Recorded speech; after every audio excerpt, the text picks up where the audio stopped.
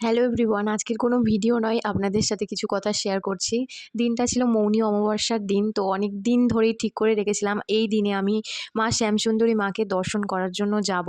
সবাইয়ের মতো আমিও সকাল থেকে প্রচণ্ড খুশি ছিলাম, কারণ আজকের মায়ের দর্শন পাবো।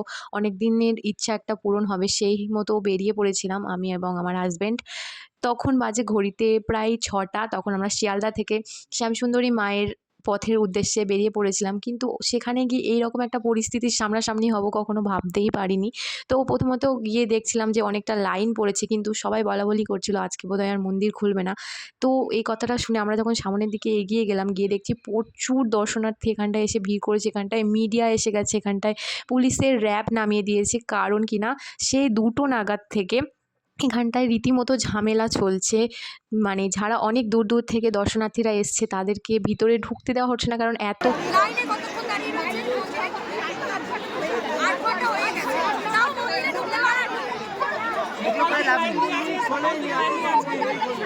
প্রথম থেকেই যদি পুলিশ প্রশাসন সব কিছু দায়িত্ব নিয়ে করতো, হয়তো এত ঝামেলা হতো না।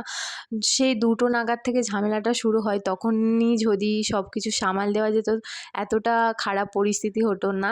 শেষ পর্যন্ত পুলিশ লাঠি চার্জ করে। আমার চোখের সামনে একজন দাদাকে মারছিল পুলিশ, এবং পরিস্থিতি হাতের বাইরে গিয়ে সবাই তো ঢিল ছুঁড়ছিল, এমনকি পুজোর ডালা পর্যন্ত ছুঁড়ে ফেলে দিচ্ছিল।